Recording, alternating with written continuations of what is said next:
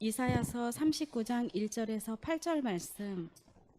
그때 발라단의 아들 바벨론 왕 무로닥 발라단이 히스기야가 병들었다 나았다 함을 듣고 히스기야에게 글과 예물을 보낸지라.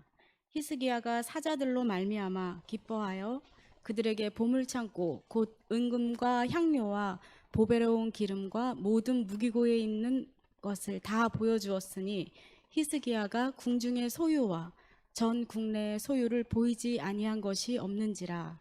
이에 선지자 이사야가 히스기야 왕에게 나와 묻되 그 사람들이 무슨 말을 하였으며 어디서 왕에게 왔나이까 하니 히스기야가 이르되 그들이 원방 곧 바벨론에서 내게 왔나이다 하니라. 이사야가 이르되 그들이 왕의 궁전에서 무엇을 보았나이까 하니 히스기야가 대답하되 그들이 내 궁전에 있는 것을 다 보았나이다. 내 창고에 있는 것으로 보이지 아니한 보물이 하나도 없나이다 하니라. 이사야가 히스기야에게 이르되 왕은 만군의 여호와의 말씀을 들으소서. 보라, 날이 이르리니 내 집에 있는 모든 소유와 내 조상들이 오늘까지 쌓아둔 것이 모두 바벨론으로 옮김과 되고 남을 것이 없으리라. 여호와의 말이니라. 또 내게서 태어날 자손 중에서 몇이 사로잡혀 바벨론 왕궁의 환관이 되리라 하셨나이다 하니 히스기야가 이사야에게 이르되 당신이 이른바 여호와의 말씀이 좋소이다 하고 또 이르되 내 생전에는 평안과 견고함이 있으리로다 하니라. 아멘. 우리는 왜 넘어지는가? 이런 말씀의 제목으로 하나님 말씀 나누기 원합니다.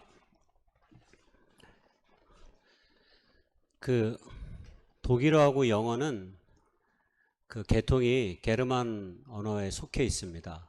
문학적으로. 그래서 영어와 독일어가 거의 비슷해요. 뒤에가 조금씩 다르기도 하고.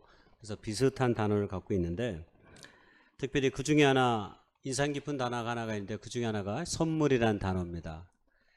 이 선물이란 단어가 독일어, 영어에서도 다 같이 쓰였는데요. 특별히 독일에서는 이 영어라는 선물, 기프트라는 단어가, 영어의 기프트라는 이 단어가 19세기까지 거의 같이 쓰였습니다. 근데 19세기 중후반쯤 지나가면 독일 사람들이 더 이상 이 기프트라는 단어를 선물이라는 단어로 쓰지 않습니다.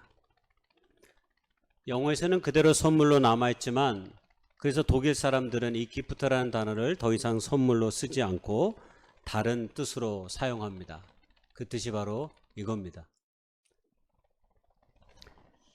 끔찍하죠? 선물에 무슨 의미가 있냐면 독이라는 의미가 있습니다. 그래서 독일 사람들은 이제 이 기프트라는 단어를 쓰지 않고 게생크라고 하는 독이라는 단어를 선물로 쓰고, 이 선물이 갖고 있는 변화된 의미를 독일 사람들은 아마 많이 생각했던 것 같아요. 그 무슨 말이냐면, 기프트라는 단어에서 선물이라는 뜻을 빼버리고 오늘날 독일 사람들은 독이라는 단어만, 이 기프트라는 단어를 쓰게 됐는데, 그 궁극의 이유는 잘 모르겠습니다. 언어학자들도 잘 모르겠는데, 이 19세기 중반이 지나가면서부터 더 이상 독일의 문학이나 어디에서든지 더 이상 선물이라는 의미로 쓰지 않는다고 합니다. 그래서 선물이라는 다른 단어를 만들어 버렸고 기존의 선물이라는 단어를 독이라는 의미로 사용합니다. 왜 그럴까요? 우리가 아마 조금 짐작할 수 있는데, 모든 선물에는 빛과 그림자가 있습니다. 여러분, 선물을 주고받는 거 굉장히 좋은 일입니다. 사람이 선물을 받으면 기분 나쁠 사람이 하나도 없습니다. 다 좋습니다. 그런데 간혹 지나치게 부담스러운 선물을 줄 때가 있습니다. 여러분, 그럴 때는 그 선물이 왠지 부담스럽습니다. 그래서 책에 보면 독일 사람들은 굉장히 소박한 선물을 자주 주고받는다고 합니다. 그래서 받아도 정말 그 사람의 진심 어린 마음이 담겨진 그런 선물들, 그걸 가볍게 주고받는 이런 선물들 하나씩을 주고받으면서 서로의 마음을 나누는 것이 오늘날 독일 사람들이 갖고 있는 일상의 모습이라고 하는 것입니다. 그렇습니다. 우리도 때로는 가끔은 지나치게 그 사람의 형편에 맞지 않게 엄청나게 상대방을 의식해서, 나를 의식해서 어떤 것을 주면 우리가 부담스럽죠. 그리고 나도 무엇인가 그에게 또 그만큼의 선물을 줘야 하는 것 아닌가 하는 부담감을 때로 안기도 합니다.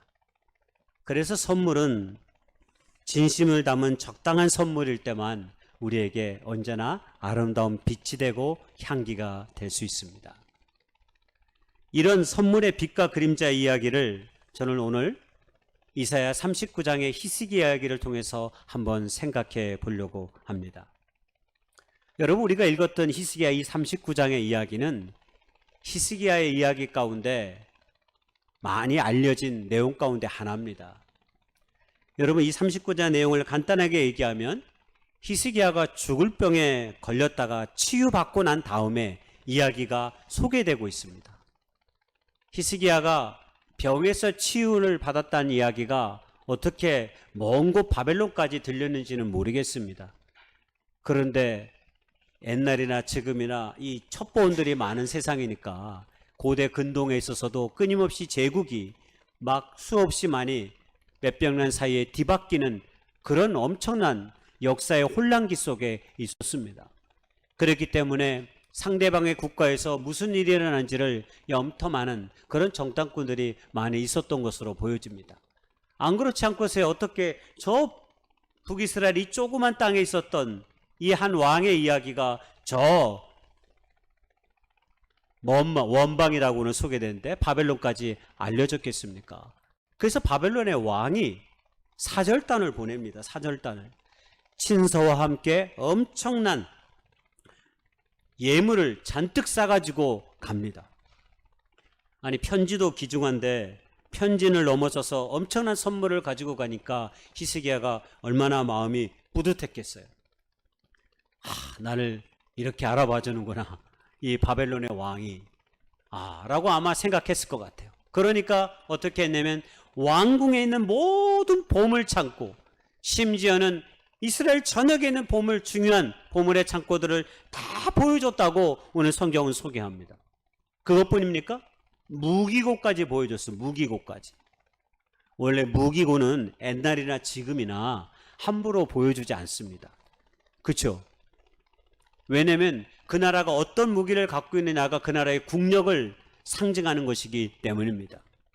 그렇기 때문에 함부로 보여주지 않았는데 이 히스기야는 왕이 친히 바벨론의 사자들에게 보물창고와 무기를 다 보여주는 거죠. 성경은 말하기를 공중의 소유와 나라의 중요한 모든 것들을 다 보여주었다, 이렇게 소개합니다. 그리고 사절단이 돌아갔습니다. 그 사실이 예언자 이사야에게 들렸습니다. 그러니까 이사야가 왕에게 찾아갑니다. 왕이요, 바벨론에서 사절단이 왔다는 소식을 내가 들었는데 그 사람들이 어디서 무엇을 이야기했습니까? 라고 물었더니 히스기야가 그들이 바벨론에서 왔고 그 다음에 성전에서 내 궁전에 있는 여러 가지 보물들을 내가 다 보여주었습니다 라고 대답합니다. 그랬더니 이사야는 말하기를 당신 집에 있는 모든 소유가 바벨론으로 옮겨진 바 될 것입니다, 이렇게 말했습니다. 고상한 말로 옮겨진다는 얘기지만 나쁜 말로 얘기하면 뭐예요? 다 빼앗아 가는 거예요. 다 빼앗아 가는 거. 한마디로 이 나라가 갖고 있는 모든 힘이 무너져서 남의 나라의 것이 되어버린다는 얘기입니다. 그뿐입니까? 이사야는 또 말하기를 당신의 자손 중에 몇 명은 바벨론 왕국에 사로잡혀가서 왕국의 환관이 되겠다고 말합니다. 참혹한 일들이 벌어진다는 거죠. 너의 왕족 가운데, 너의 가족 가운데, 너의 친족 가운데 환관으로 지내야만 하는 그런 비참한 삶의 현실로 가게 되는 일이 벌어질 것이라고 말하는 거예요. 그런데 우리가 이사야 39장을 읽으면서 가장 황당했던 구절을 우리가 만나게 돼요. 그 구절 때문에 제가 이 말씀을 준비하게 되는데 그것이 8절의 말씀이었습니다. 이사야 39장 8절에 마지막 말씀이 유진 피터슨 메시지 성경으로 제가 한번 읽어보겠습니다. 히스기야가 이사야에게 대답했다. 하나님께서 그렇게 말씀하셨다면 당연히 그렇게 되어야 할 것입니다. 그러나 그는 속으로 분명 내 평생에는 나쁜 일이 일어나지 않을 테니 내가 사는 동안에는 평안과 안정을 누릴 것이다 하고 생각했다. 이게 도대체 무슨 말입니까? 우리가 알고 있는 히스기야의 믿음과 히스기야의 신앙이 과연 이런 것입니까? 히스기야의 믿음과 신앙이 의심스러울 정도의 이야기와 고백이 놀랍게 39장 8절에 소개되고 순간 미끄러져서 폐역한 삶의 길로 걸어가면 여러분 그것만큼 불행한 것이 없습니다. 사람들이 대부분 기억하는 것은 그가 살았던 마지막 순간들의 시간들을 많이 기억합니다. 여러분 우리가 여기 다 함께 앉아 있지만 여러분 어릴 때 무엇을 가지고 놀고 무슨 생각을 가지고 인생의 꿈을 하든지 우리 잘 모릅니다. 우리가 알고 있는 것은 지금과 그리고 우리가 함께 살아갈 다음의 시간들을 우리가 알고 경험할 뿐입니다. 그러므로 어쩌면 오늘 우리에게 중요한 것은 오늘과 내일 우리가 맞닥뜨릴 그 모든 삶의 시간들을 잘 보내는 것이야 되는 거죠. 그런 의미 속에서 오늘 히스기야가 놀라운 은혜를 덧입었던 히스기야가 왜 이렇게 변하게 된 것일까요? 이것이 오늘 저의 관심입니다. 여러분 히스기야가 이야기가 이사야 37장 38장에 잘 소개되고 있습니다. 39장에 앞서 2장에 걸쳐서 히스기야가 어떤 사람이었는지를 잘 보여주는 이야기가 거기 있어요. 특별히 37장에 보면 아수르가 유다를 침략했을 때 유다의 왕 히스기야가 보여준 하나님 앞에서의 신실함과 그 믿음은 놀라울 정도였습니다. 성을 둘러싸고 아수르의 군대가 엄청난 기세와 위험으로 예루살렘을 완전히 초토화시킬 그 직전에 있었습니다. 곧 함락의 직전이었습니다. 아마 보통 사람이었으면 엄청난 두려움과 염려가 아마 산처럼 다가왔을 것입니다. 그런데 히스기야가 그 두려움과 황망함 속에서도 어떻게 하면 이 모든 문제를 하나님께로 가져가 기도합니다. 그리고 백성들에게도 너희도 같이 할 것을 요청합니다. 그리고 그들을 안심시킵니다. 히스기야가 너무나 멋진 신앙의 모습을 보여주고 있는 거죠. 너무나 멋진 이 믿음의 태도에 하나님께서 감복됐습니다. 그래서 하나님께서 히스기야와 백성들의 기도에 응답하셨고 아수르의 18만 5천 명이나 되는 그 군사들을 하나님의 천사들을 보내 다 멸해 버리셨습니다. 놀랍지 않습니까? 그런데 성경은 말하기를 이사야 38장에 보면 히스기야의 질병이 이 아수르를 물리친 사건 직전에 이 일이 일어났음을 보여줍니다. 38장 5절 6절에 보면 하나님께서 이사야에게 그렇게 말씀하신 적이 있습니다. 내가 내 기도를 들었고 내 눈물을 보았노라. 내가 내 수완에 15년을 더하고 너와 이 성을 아수르 왕의 손에서 건져내고 내가 또한 이 성을 보호하리라. 하나님께서 히스기야가 죽을 병에 걸린 걸 알고 그의 기도에 응답하여서 15년의 생명의 시간을 연장시켜 주셨어요. 그리고 지금은 또한 아수르 왕의 손에서 이스라엘 백성들과 히스기야를 건져내신 거죠. 여러분, 이런 놀라운 은혜를 체험했던 이야기가 37장, 38장에 기록되어 있어요. 그리고 오늘 우리가 39장을 읽은 것입니다. 여러분, 개인적으로 민족적으로 이렇게 엄청난 하나님의 은혜의 선물을 받은 사람이 바로 히스기야입니다.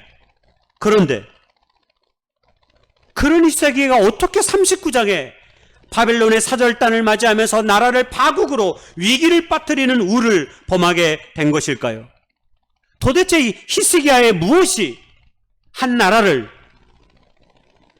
이런 삶으로, 이런 역사로 비극적으로 만들어 가게 한 것일까요? 제가 히스기야의 이 39장을 읽어가면서 떠올랐던 책의 문장이 생각났습니다. 제가 여러분 소개했는데 제가 김승호 씨의 사장학개론을 열심히 읽었다고 했죠. 그 사장학개론에서 읽었던 말씀이 생각났어요. 히스기야의 삶을 보면서. 그래서 말씀을 준비하게 된 계기 중 하나가 또 거기 있었습니다. 좀 길지만 읽어볼게요. 성공하는 자는 자기 능력보다 높여 살고 더 크게 성공한 사람은 자기 능력보다 낮춰 산다. 성공한 자는 자신의 성공을 자랑하기 위해 증거를 만들고 싶어 한다. 크게 성공한 사람은 그러다가 작은 실수로 모든 것이 날아갈 수 있다는 것을 알기 때문에 자신이 할 수 있는 가장 최대치에서 훨씬 여유 있게 생활을 구성한다. 와, 꼭 히스기야 이사야 39장을 읽은 사람처럼 얘기했어요. 저에게는 그렇게 느껴졌어요. 히스기야는 성공한 사람입니까? 더 크게 성공한 사람이에요. 우리가 같이 국어를 읽었는데 저만 이해하나 봐. 이 문장을, 이 문해력을 우리가 지금 갖고 있지 못한 거예요? 여기에 김승호 씨 하면 성공한 사람이에요? 더 크게 성공한 사람이에요? 히스기야가 그냥 작은 성공한 사람일 뿐인 거예요. 더 크게 성공한 사람은 자기의 능력보다 낮춰 살고 한순간에 자기의 모든 것이 날아버릴 수 있음을 알기에 조심스럽게 자기의 생활을 구성한다 이야기를 한 거예요.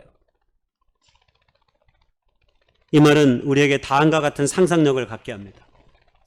히스기야는 바벨론의 사자가 왔을 때 물었어야 돼요.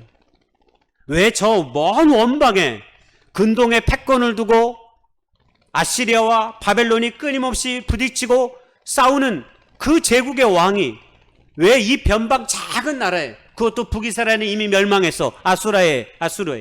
그리고 이제 남은 유다밖에 없는데 이 유다는 우리가 잘 알듯이 나중에 바벨론에 멸망당합니다. 이 작은 나라의 왕에게 병이 나았다는 것을 알고 축하의 사절단을 보낸 이유가 도대체 뭘까? 한 번쯤 물었어야 하는 거죠. 내가 무엇이 간데 이 사람들이 나에게 이런 엄청난 선물과 친서를 보내지? 그러나 히스기야는 얼마 전에 있었던 병의 치유와 이스라엘을 구원하신 하나님의 역사에 취해 결국 작은 성취나 자기의 성공에 취해 그런 질문과 그런 물음조차를 갖지 못했던 것입니다. 왜 바벨론은 이러한 친서와 선물을 히스기야에게 안긴 것일까요? 여러 가지 이유가 있겠지만 그때 당시 아마 바수르의 연대 정책을 정치적으로는 펴기 위함이었을 거예요. 그리고 또 나중에는 또 염탐하면서 이 나라의 현실을 들여다보면서 이 나라가 어떤 나라인지를 보게 되는 거죠. 아, 이 나라가 별것 없는 나라네 라고 아마 생각했을 것입니다. 여러분, 무엇이 히스기야라고 이런 실수를 하게 만든 것일까요? 저는 오늘 그 한 가지 얘기를 좀 하려고 합니다. 저는 그것을 과신이었다 이렇게 말씀드리고 싶습니다. 과신이 그의 발목을 잡았습니다. 자기 안에 이루어진 일에 대해 자신감과 자부심이 자기도 모르게 자기 스스로를 과대평가하게 만들어 버린 것입니다. 그래서 작은 성공이 주는 위험성이 히스기야를 통해서 보여주는 거예요. 작은 성공이 위험한 이유가 때로 여기에 있습니다. 여러분, 그러나 한번 생각해 보세요. 그의 병이 낫고 18만 5천 명이 한 방에 나가 떨어진 일이 자기의 능력과 무슨 상관이 있어요? 물론 기도는 열심히 했지. 기도는 열심히 했습니다. 그런데 이 모든 것을 이룰 수 있는 온전한 힘은 오직 하나님의 능력 속에 있었잖아요. 하나님이 이 모든 일들을 이루신 거잖아요. 그런데 히스기야는 그렇게 생각하지 않았던 것 같습니다. 자신의 능력을 조금 과신했던 것 같아요. 여러분, 그것을 보여주는 힌트가 오늘 우리가 읽었던 본문에 나와요. 무기고를 보여준 겁니다. 무기고를 보여주면서 우리나라가 그래도 좀 괜찮아. 우리 쓸만한 무기가 있어. 라고 보여주는 거예요. 온갖 금은보화를 보여준 이유가 또 무엇입니까? 당시 고대 근동에서는 금은보화를 주면서 용병들을 많이 옆에 나라에서 사왔습니다. 암몬, 뭐 옆에서 두로 이런 데서 막 사왔어요. 실제로 그런 역사가 성경에도 많이 기록되고 있습니다. 그러니까 우리나라는 나름대로 부유해. 비록 조그마지만 우리도 괜찮은 나라야. 내가 괜찮은 나라의 왕이야. 하고 하는 이런 마음이 그의 마음속에 있었던 것 같습니다. 여러분, 과신의 다른 말은 허세입니다. 과신과 허세가 때때로 우리에게 찾아올 때도 있습니다. 믿음의 영웅들에게도 찾아옵니다. 여러분, 사무엘하 24장에 보면 믿음의 영웅 다윗에게도 찾아옵니다. 다윗이 어떤 마음을 품으면 이스라엘이 주변의 나라들을 다 점령했어요. 다윗이. 자기를 대적할 사람과 나라가 없어요. 그래서 주변에 있는 국가들이 이스라엘에게 조공을 바치는 신세가 됐어요. 얼마나 다윗이 뿌듯했겠어요. 그러니까 뭘 하려고 하냐면 이스라엘의 백성들의 숫자, 더 구체적으로 하면 군사들의 숫자를 헤아려 보는 명령을 내립니다. 인구조사를 실시해요. 그래서 요압이 반대합니다. 부하장수 요압이 장군이 왕이요, 이거 하나님이 원하시지 않는 것입니다. 이스라엘이 언제 우리의 군사로 이 나라가 유지됐습니까? 당신이 믿는, 우리가 믿는 그 하나님이 우리나라의 왕이지 않습니까? 그분이 친히 이 나라를 이끌지 않았습니까? 다윗은 부하장수 요압의 만류에도 불구하고 이스라엘 민족의 칼을 뺄 수 있는 자가 몇 명인지 헤아려 보라고 얘기합니다. 칼을 뺄 수 있는 자가 얼마인지 헤아려 보는. 여러분, 이 다윗의 과시와 허세가 나온 결과가 무엇인지 사무엘하 24장에 나와요. 인구조사 결과가 어떤 결과가 나온지 아세요? 3일 동안 7만 명의 이스라엘 사람들이 전염병으로 죽었습니다. 다윗 왕이, 그 위대했던 믿음의 영웅 다윗이 한번 하나님의 길에서 벗어나 자신의 과시와 자신의 허세를 드러내고자 했었을 때 하나님께서는 이스라엘을 치셨습니다. 다윗에게 내가 너를 심판하겠다 하나님이 말씀하셨어요.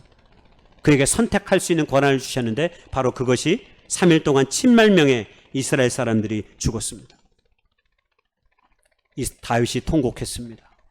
자기의 죄를 하나님 앞에 엄청 고백했습니다. 한 사람의 잘못된 과신과 허세가 나온 비극적 결과로 치고는 너무나 고통스러운 일이었던 거죠. 여러분, 인류 역사 속에서 이 비슷한 일이 1차 세계대전 때 있었습니다. 그 사람의 이름은 미국의 총사령관 존 퍼싱이라는 사람입니다. 이 사람이 미국의 합참의장입니다. 당시 군인들은 참호전이라고 하는 전술을 가지고 늘 전쟁에 임했습니다. 참호를 파가지고 거기에서 은닉하여서 적들의 미사일과 포탄을 피하고 그리고 나중에 싸우고.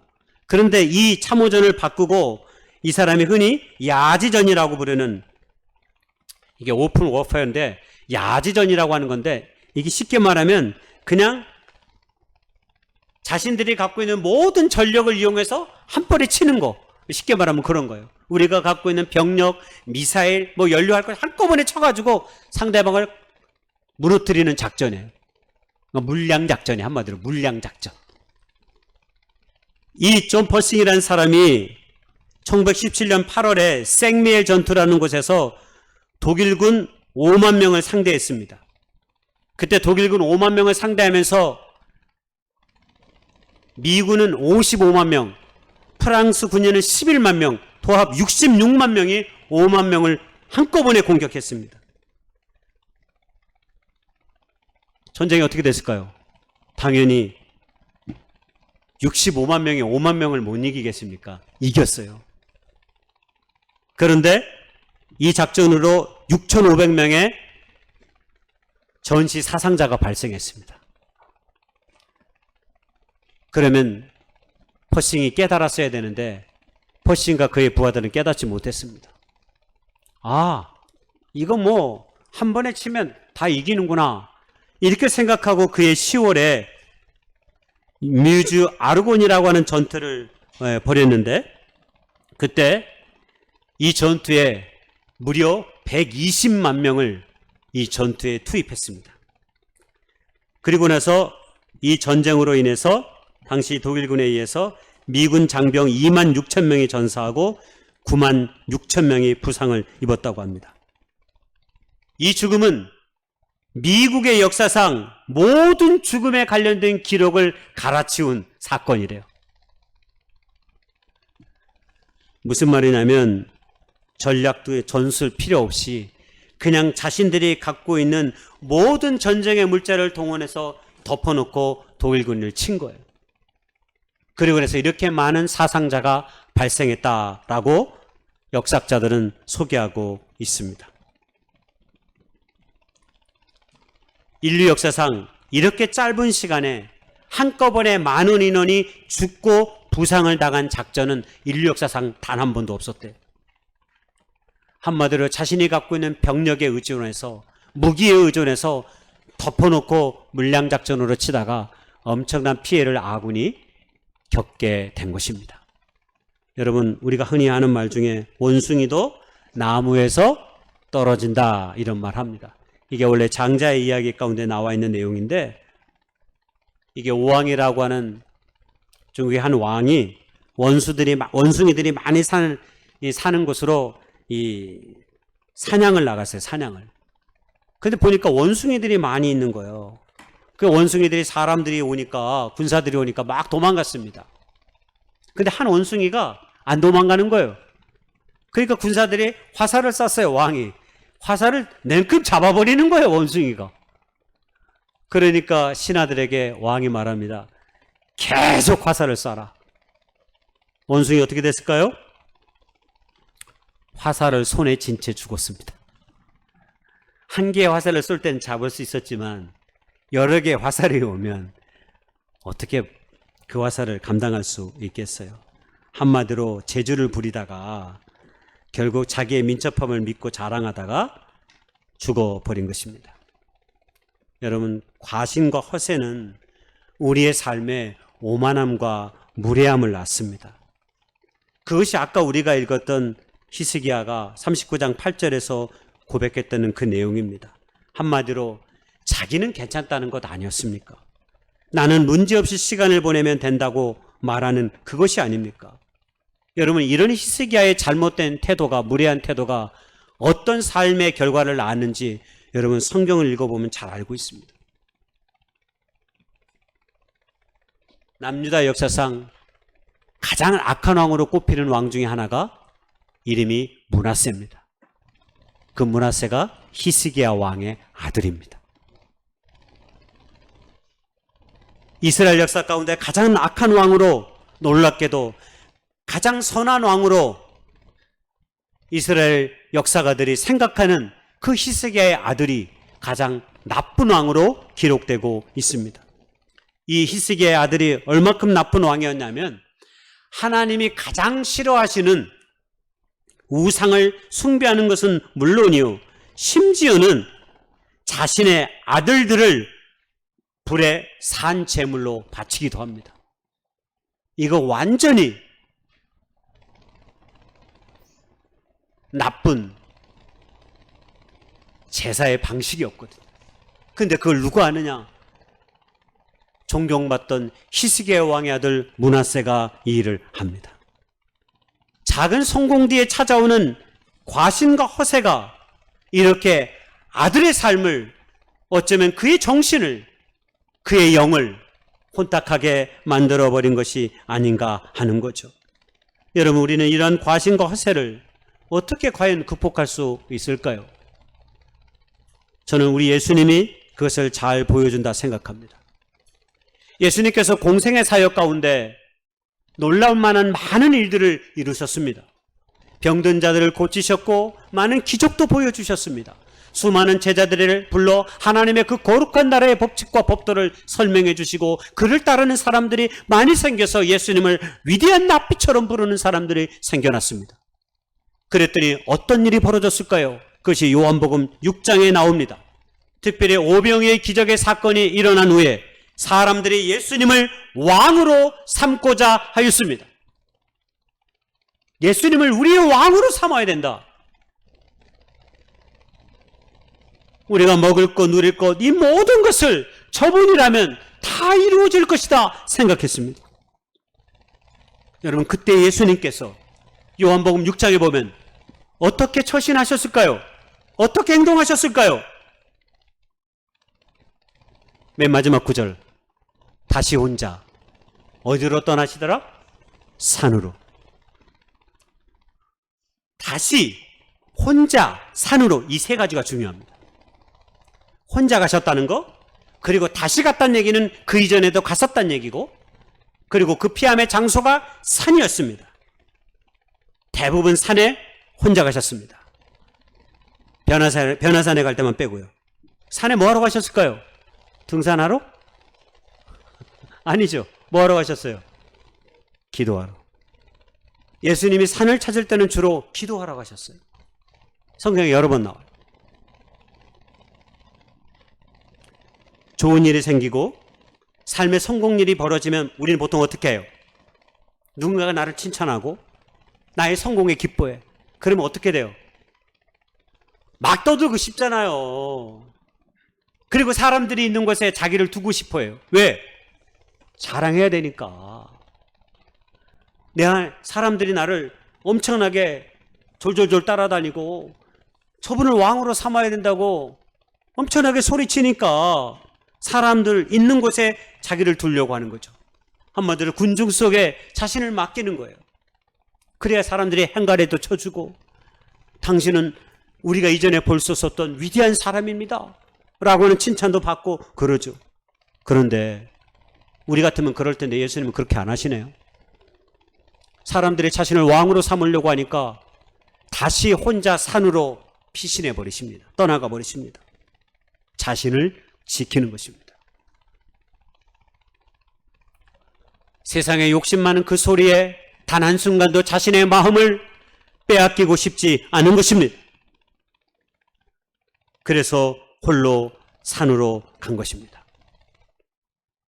욕심이 있는 마음, 다른 사특한 마음이 단 한순간도 자신의 마음을 지배하지 못하도록 말입니다. 그래서 많은 사람들은 때로 우리에게 말합니다. 사람들은 자주 정원으로 가야 한다고 말입니다. 얼마 전에 소개했던 뉴욕 식물원 가드너 이성희 씨가 정원에서 길을 잃었다는 책에서 정원이 저의 성소입니다 라고 하는 고백을 해요. 이분이 신앙인인데 정원의 일을 하면서 하나님의 놀라운 신비와 교회가 어떠해야 되는지를 저 책에서 막 소개해요. 그러면서 자신에게 정원은 나의 성소라고 말합니다. 여러분의 성소는 어디입니까? 여러분의 일상의 삶의 자리 속에서 여러분의 성소는 어디입니까? 이성희 씨는 정원을 관리하면서 하나님의 신비와 섭리와 은총을 고백하면서 거기서 모든 신앙의 고백을 그 일하는 과정 가운데 하면서 마지막에 정원은 결국 나의 성소입니다. 이렇게 말합니다. 세상은 온통 소유와 가시로 넘쳐나지만 저는 정원으로 갈 때면 하나님의 놀라운 복음의 환대를 경험합니다. 이런 경험을 고백합니다. 시인 타고르는 말하기를 어리석은 사람은 서두르고 영리한 사람은 기다리지만 현명한 사람은 언제나 정원으로 간다. 이렇게 말하기도 했습니다. 여러분, 이 말을 다르게 생각하면 심령이 가난한 상태를 늘 유지하는 것입니다. 히스기야는 가난한 믿음의 마음을 잃어버렸습니다. 히스기야가 병들었을 때, 그가 힘이 없을 때는 전적으로 하나님께 의지했습니다. 하나님의 모든 문제를 자신이 풀 수 없음을 알았기에 하나님께 무엇보다 먼저 마음을 두었습니다. 가난한 마음입니다. 심령이 가난한 자가 천국이 그의 것이 될 수 있는 것은 심령이 가난한 자가 하나님을 온전히 의존하기 때문입니다. 마음이 가난한 자는 하나님께 의존적인 믿음과 마음을 갖습니다. 왜? 하나님께서 내 인생에 채우실 능력을 위한 공간이 있음을 믿고 알기 때문입니다. 생각해 보세요. 우리가 어릴 때는, 아이들이 어릴 때는 툭 하면 아빠, 엄마를 찾습니다. 여러분, 왜 찾을까요? 대부분 돈 달라고 찾지요.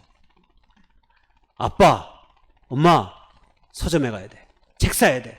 게임 해러 가야 돼. 라면 사러 가야 돼. 다 뭐예요? 달라는 거예요. 달라는 거.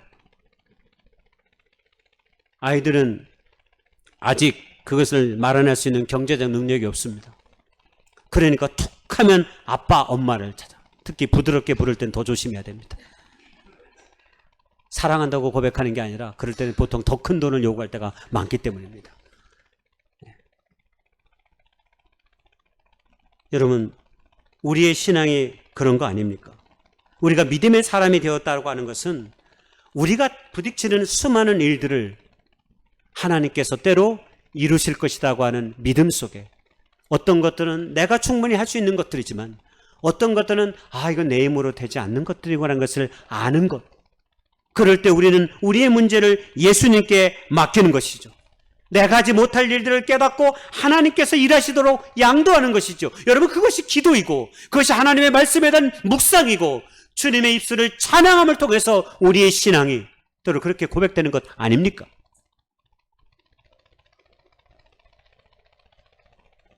예수님은 공생의 사역 내내 이 마음을 잃지 않았습니다. 심지어는 마지막에 주님께서 예루살렘에 들어가셨을 때, 십자가에 못 박히러 들어가셨을 때 수많은 사람들이 예수님이 예루살렘에 오시는 걸 보고 호산나 호산나 다윗의 아들 예수여 하면서 종려나무까지를 흔들면서 환호했습니다. 엄청난 열광 어린 환대를 수많은 백성들로부터 받았습니다. 자칫하면 세상의 인기와 영광에 얼마든지 취할 수 있었지만 하나님은 놀랍게도, 우리 예수님은 놀랍게도 그런 세상의 예루살렘의 많은 사람들의 간절한 소원과는 다르게 온전히 하나님께 모든 것을 맡기며 십자가에 자신의 몸을 못 박았습니다. 빌려다가 못 박은 것이 아니라 실은 예수님이 스스로 그 짐을 지신 것입니다. 그렇게 할 수 있었던 이유는 주님 안에 오직 하나님의 뜻을 향한 마음, 그 가난한 마음이 있었기 때문입니다. 세상의 미혹에 결코 흔들리지 않을 마음, 그 마음은 오직 주님께서, 오직 하나님께서 내 모든 것을 이루실 분이시며 그 뜻을 이루기에 내가 왔다라는 사실을 단 한순간도, 그 죽음의 순간에도 그분은 놓지 않았기 때문입니다. 결론입니다. 한자 성어 중에 백천학회라는 말이 있습니다. 이 말의 뜻은 모든 시내는 바다를 배운다 뜻입니다. 무슨 말입니까? 모든 시내는 결국 거쳐서 바다를 향하여 나아갑니다. 제가 이 말씀을 묵상하다가, 이 문장을 묵상하다가 굉장히 은혜를 받았어요. 산들의 강들이 흘러서 다 바다로 갑니다. 그런데 바다가 무서워요? 강이 무서워요?